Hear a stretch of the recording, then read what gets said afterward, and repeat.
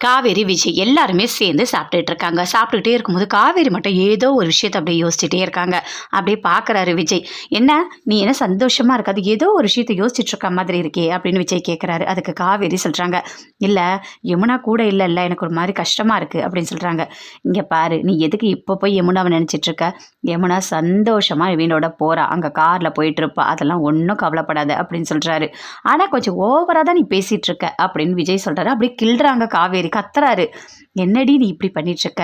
மாப்பிள்ளை இப்படி பிடிச்சி வலிக்கிற மாதிரியா கிள்ளுவ?" அப்படின்னு சொல்லிட்டு காவேரியோட அம்மா கேட்குறாங்க. அதுக்கு விஜய் சொல்கிறாரு, "அப்பப்போ இப்படி தான் பண்ணுவா, இதெல்லாம் தாங்கி தானே ஆகணும், என்ன பண்ணுறது" அப்படின்னு சொல்லிட்டு இருக்காரு. "ஆமாம் ஆமாம், கங்கா கூட என்ன அப்படி தான் பண்ணுவா" அப்படின்னு குமரன் சொல்கிறாரு. "என்னங்க நான் பண்ணனா?" அப்படின்னு சொல்லிட்டு அப்படி கிள்ளி விடுறாங்க. அவரும் கத்துறாரு. "ஐயோ அப்பா, எப்படி இப்படிலாம் என்னதான் பண்ணுறதுன்னு தெரியல" அப்படின்னு குமரன் சொல்கிறாரு. "இவ மட்டும் என்ன பண்ணா, என் பையனை கூட அப்படி தான் கிள்ளுவா" அப்படின்னு சொல்லிட்டு பாட்டியும் சொல்கிறாங்க. அதை கேட்டோடனே காவேரியோட அம்மா அப்படியே வெக்கப்படுறாங்க. "என்னத்தை இப்படிலாம் பேசிகிட்டு இருக்கீங்க" அப்படின்னு சொல்லிட்டு. "எப்பயோ நடந்தெல்லாம் இப்போ சொல்லிட்டு இருக்கீங்க" அப்படின்னு சொல்கிறாங்க. "விடு, இதில் என்ன இருக்குது" அப்படின்னு சொல்லிட்டு எல்லாருமே சேர்ந்து பேசிகிட்டு இருக்காங்க. அங்கேருந்து அப்படியே ராகினி போகிறாங்க. போகும்போது தாத்தா பார்க்குறாரு. "என்னம்மா சாப்பிட்டியா?" அப்படின்னு சொல்லிட்டு. சாப்பிட்டேன். எங்கேயோ போகிற மாதிரி இருக்குது வெளியே" அப்படின்னு கேட்குறாரு. "ஆமாம்மா புலி, வெளியே கொஞ்சம் வேலை இருக்குது" அப்படின்னு சொல்லிட்டு போகிறாங்க.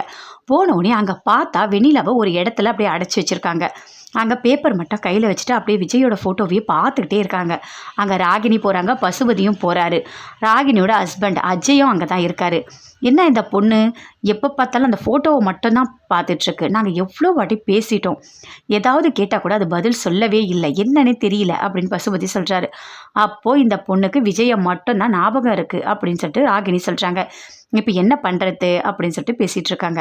"எல்லாமே நம்ம எதுவாக இருந்தாலும் பொறுமையாக தான் பண்ணணும்" அப்படின்னு சொல்லிட்டு இருக்காரு பசுபதி. "உனக்கு ஒன்று தெரியுமா, உன்னோட வீட்டுக்காரு இந்த பொண்ணை கண்டுபிடிக்க ரொம்ப கஷ்டப்பட்டிருக்காரு" அப்படின்னு பசுபதி சொல்கிறாரு. "அப்படியா அஜய்?" அப்படின்னு சொல்லிட்டு ராகினி ரொம்ப சந்தோஷப்படுறாங்க. "இங்கே பாருங்கப்பா, வெண்ணிலாவை கூட்டிகிட்டு போயிட்டு அந்த காவேரி கிட்ட தான்ப்பா ஃபஸ்ட்டு சொல்லணும்.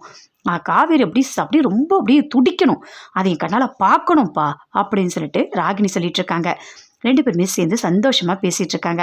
அப்படியே விஜய், காவேரி 2 பேருமே, "எனக்கு உன் மேலே ரொம்ப அன்பு இருக்குது, ஆனால் அதை நான் எப்படி வெளிப்படுத்துறதுனே தெரியல, நீ வேணா பாரு" அப்படின்னு சொல்லிட்டு கையை பிடிக்கிறாரு. கையை பிடிச்சி அப்படி நெஞ்சில் வைக்கிறாரு. "பாத்தியா என்ன கேட்குது" அப்படின்னு சொல்லிட்டு விஜய் சொல்கிறாரு. அப்படியே வெக்கப்படுறாங்க காவேரி.